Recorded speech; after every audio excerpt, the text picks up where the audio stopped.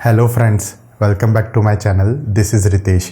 इस चैनल पे हम अपना एक वेब डेवलपमेंट कोर्स कर रहे हैं और वेब डेवलपमेंट कोर्स में आज हम अपनी एप्लीकेशन में डाटा को कैसे डाटाबेस में सेव करना है प्रैक्टिकली कोड करेंगे। तो चलिए स्टार्ट करते हैं।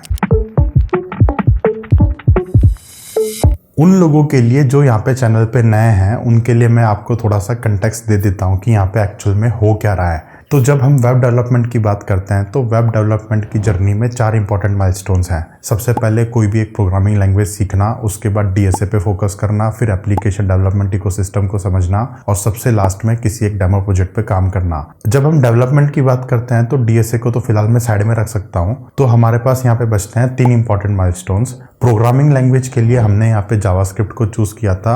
हम यहाँ पे जो भी एप्लीकेशन डेवलपमेंट कर रहे हैं वो जावास्क्रिप्ट को यूज करके कर रहे हैं। और उसके बाद जावास्क्रिप्ट को चूज करने के बाद हमने यहाँ पे जावास्क्रिप्ट के डेवलपमेंट इकोसिस्टम को समझा था कि नोड.जेएस क्या होता है, नोड.जेएस के फंडामेंटल कंसेप्ट्स क्या हैं, इवेंट लूप क्या होता है, एक्सप्रेस फ्रेमवर्क क्या है। एप्लीकेशन डेवलपमेंट इकोसिस्टम को समझने के बाद हमें यहाँ पे एक्चुअल में एक प्रोजेक्ट पे काम करना था कि हम यहाँ पे एक्चुअल में कोड करके देखेंगे कि जो भी हमने थ्योरेटिकल पर्सपेक्टिव से समझा था वो हमें समझ में आया भी है या नहीं आया है। तो इस तरीके से हमारी यहाँ पे जर्नी चली थी। और वेब डेवलपमेंट कोर्स के सारे वीडियोस आपको एक ही प्लेलिस्ट में अवेलेबल है। यहाँ पे ये प्लेलिस्ट का लिंक है, आप इसको जाके कभी भी कहीं पे भी एक्सेस कर सकते हो। आप इसको बुकमार्क कर लो। तो यहाँ पे जो शुरू के वीडियोज है उसमें हमने यहाँ पे एप्लीकेशन डेवलपमेंट इकोसिस्टम पे फोकस किया था, नोड.जेएस पे फोकस किया था। फिर उसके बाद हमने यहाँ पे एक्सप्रेस फ्रेमवर्क को समझा था। एक्सप्रेस फ्रेमवर्क को समझने के बाद हमने यहाँ पे एक्चुअल में अपनी एपीआईज को इम्प्लीमेंट किया था। हम यहाँ पे जो वेब एप्लीकेशन बना रहे हैं वो डेमो प्रोजेक्ट के लिए मैंने यहाँ पे एक ऑथेंटिकेशन एप्लीकेशन को चूज किया था। ऑथेंटिकेशन एप्लीकेशन के अंदर आपको यहाँ पे 3 फीचर्स मिलते हैं: लॉगिन, रजिस्ट्रेशन और प्रोफाइल इंफॉर्मेशन को देखना। तो इसके लिए हमने अपना कोड नोड.जेएस में लिखा था, जावास्क्रिप्ट लैंग्वेज को यूज करके लिखा था और वहाँ पे हमने 3 एपीआईज बनाई थी।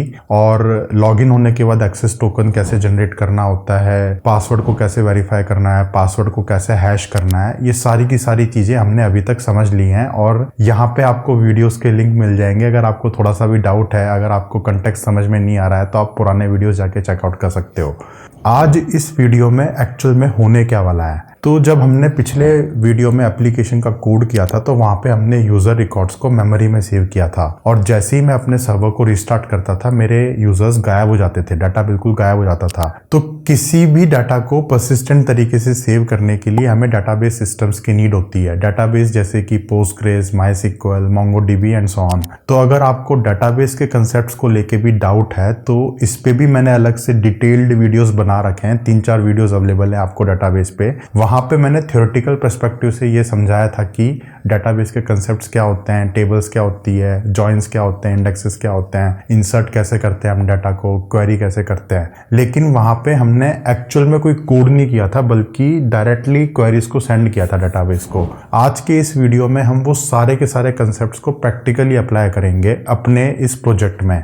आगे बढ़ने से पहले मैं आपको ये कहना चाहूँगा कि अगर आपके पास प्रोजेक्ट का कोड का लिंक नहीं है तो लिंक नीचे डिस्क्रिप्शन बॉक्स में अवेलेबल है। गिटअप पे सारा कोड अवेलेबल है। आप क्या करो, गिटअप पे जाके कोड को डाउनलोड कर लो ताकि आप मेरे साथ फॉलो अलोंग कर सको। जैसे जैसे हम यहाँ पे कोड करते जाएंगे आपको भी समझ में आता जाएगा कि कहाँ पे कौन सी फाइल में चेंज हो रहा है। तो हमारी वेब एप्लीकेशन में इतने मॉड्यूल्स अवेलेबल हैं। यहाँ पे हमारे पास एक तरफ कंट्रोलर्स होते हैं बिल्कुल लेफ्ट हैंड साइड में, फिर हमारे पास सर्विस लेयर आती है और उसके बाद हमारे पास यहाँ पे डाटा एक्सेस ऑब्जेक्ट्स आते हैं। तो कंट्रोलर्स को हमने कोड कर दिया था, हमने अपनी सर्विस को भी कोड कर दिया था और हमने डाटा एक्सेस ऑब्जेक्ट्स को भी कोड किया था, लेकिन वहाँ पे हमने मेमोरी में डाटा सेव किया था। तो आज के इस वीडियो में बिल्कुल छोटा सा वीडियो है कोडिंग पर्सपेक्टिव से। तो सिर्फ 2 ही फाइलों को हमें कोड करना है, 2 मॉड्यूल्स को हमें यहाँ पे कोड करना है। एक तो हम यहाँ पे कनेक्शन पूल को कोड करेंगे। कनेक्शन पूल मतलब कि ये एक ऐसा लॉजिकल कंपोनेंट है जो कि आपके डाटाबेस कनेक्शंस को मैनेज करता है। तो एक तरीके से आप इसको बकेट की तरह इमेजिन कर सकते हो। जब भी एप्लीकेशन के अंदर किसी मॉड्यूल को डाटाबेस के साथ कम्युनिकेट करना होता है वो कनेक्शन पूल से कनेक्शन मांगता है, उस कनेक्शन को यूज करके वो डाटाबेस को क्वेरी सेंड करता है और उसके बाद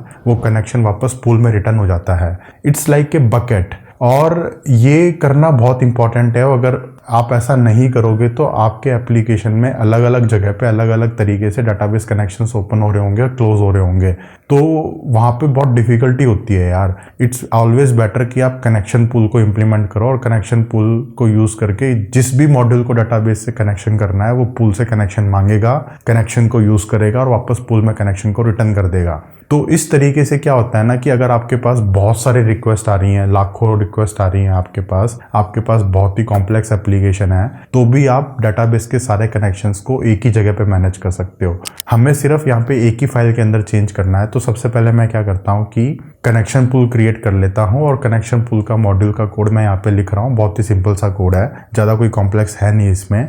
एक बात यहाँ पे ध्यान रखने की है कि मैं यहाँ पे एक एक्सटर्नल लाइब्रेरी को यूज़ कर रहा हूँ डाटाबेस से कम्युनिकेट करने के लिए। मैं यहाँ पे पोस्टग्रेस डाटाबेस को यूज़ कर रहा हूँ, तो उसके हिसाब से मैं यहाँ पे पोस्टग्रेस का एक क्लाइंट आता है उसको यूज़ कर रहा हूँ। तो ये तो हो गई कनेक्शन पूल की बात। उसके बाद हमारे पास यहाँ पे है एक यूज़र डाओ।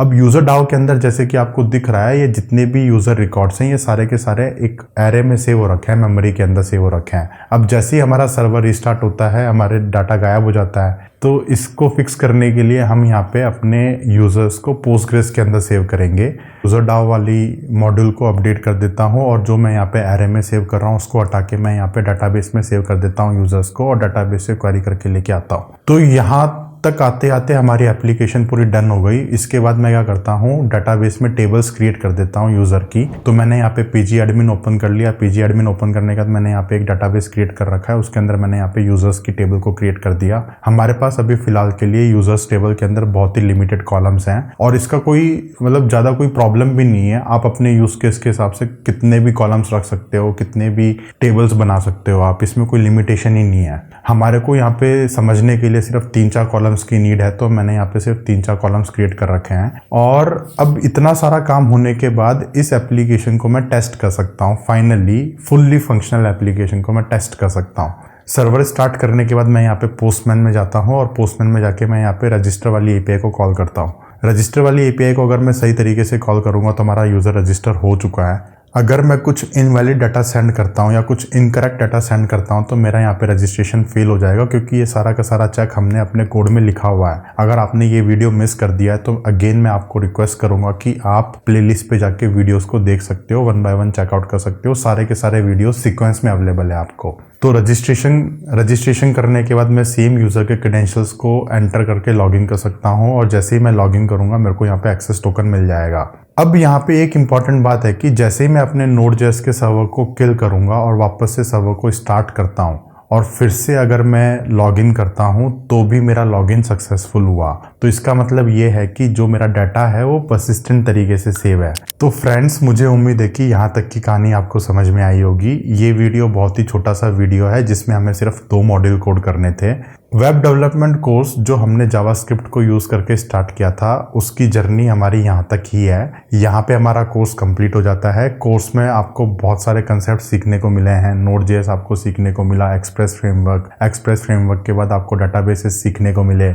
हमने सारा का सारा कोड प्रैक्टिकली इम्प्लीमेंट करा है और ये सारे के सारे वीडियोस सीक्वेंस वाइज आपको एक ही प्लेलिस्ट में अवेलेबल है। प्लेलिस्ट का लिंक आपको नीचे डिस्क्रिप्शन बॉक्स में मिल जाएगा। अगर वेब डेवलपमेंट कोर्स को लेके आपको कोई भी डाउट है तो नीचे कमेंट सेक्शन में पोस्ट कर दो। अगर आपने चैनल को सब्सक्राइब नहीं किया है तो सब्सक्राइब कर लो। इसी टाइप के वीडियोस आपको मिलते रहेंगे और लाइक करो, शेयर करो। अगर आपको कंटेंट अच्छा लग रहा है तो अपने कलीग्स के साथ स्प्रेड द अवेयरनेस। तो गाइस, मिलते हैं अगले वीडियो में। Take care and good luck to you.